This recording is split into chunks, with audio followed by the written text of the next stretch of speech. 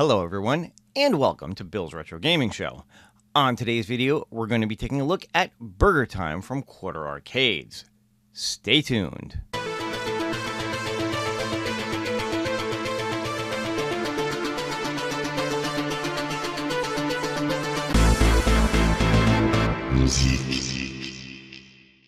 Alright everyone, thank you so much for tuning in and checking out this video.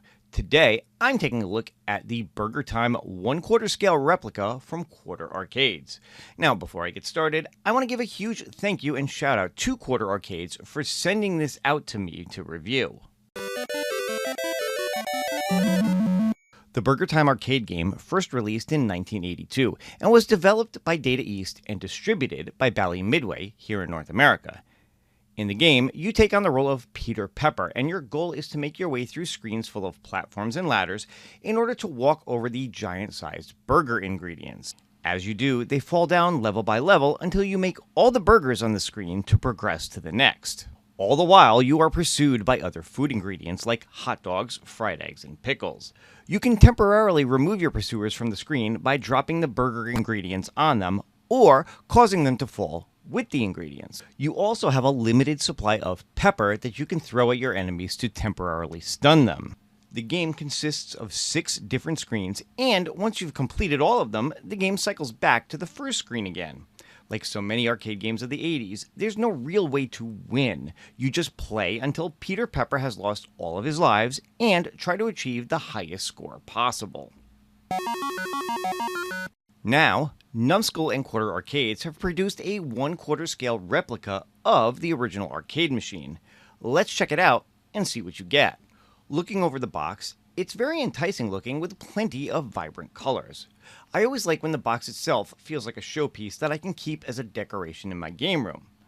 This one is of course on the big side, but hopefully I can find a good place to display it. Opening it up, the first thing you're greeted with is a USB-C power cable. There is no power brick included, however, so you'll have to supply that yourself. Next, we'll pull out the game machine itself. It's well packed in the box with a plastic bag around it to keep it safe during shipping. And then finally, there's a little baggie with instructions and a QR code for warranty info.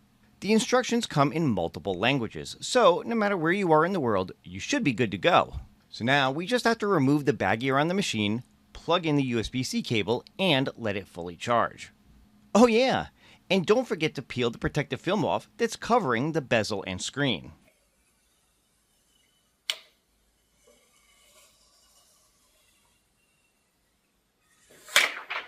Now be aware that it does take a few hours for the machine to fully charge. There's a little indicator light on the back that will turn from red to green once it's fully charged. Also on the back, you'll find the power on and off switch, the USB-C port for charging, and a volume rocker. Now that we're fully charged, let's turn it on and check it out.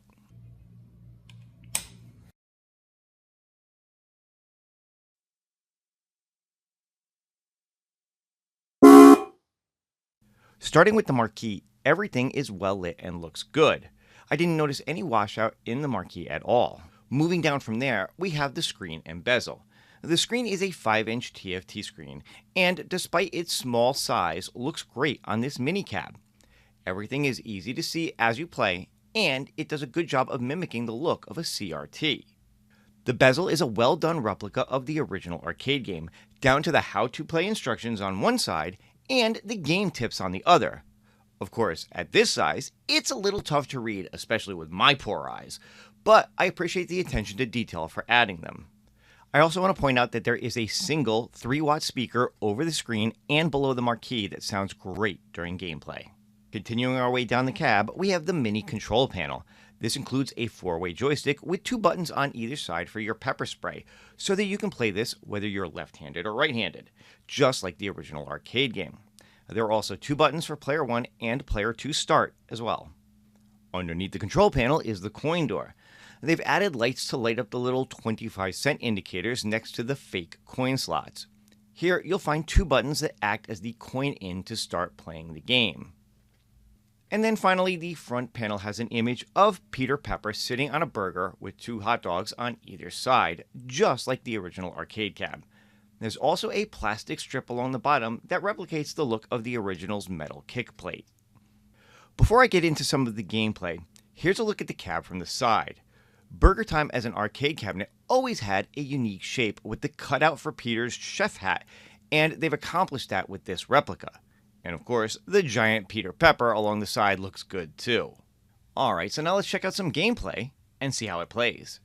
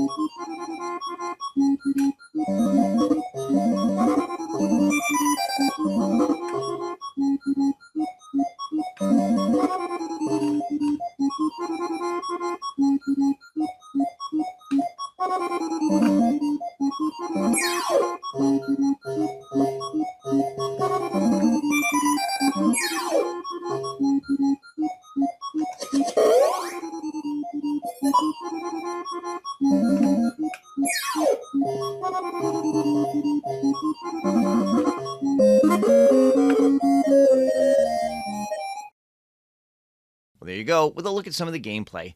Now, even with the small controls, I think it plays pretty well. Burger Time is one of those games where you want the controls to be precise so you don't miss trying to move from ladders to platforms. And while I did get hung up a few times, I think that says more about my playing skills than it does about the game itself. But overall, I'm impressed with the way it plays. As I start to wrap up this review, one more thing I want to mention is that there are dip switch settings that you can get into to change the way the game plays. In order to get to them, you'll want to hold down the Player 1 and Player 2 buttons simultaneously while you power on the machine. From here, you can change several things like the number of lives and enemies on screen, at what score you get a bonus life, and whether or not you get an additional pepper at the end of each level. And that's my look at the Burger Time 1/4 arcade replica from Quarter Arcades. Overall, I think it's a fantastic, well-made machine.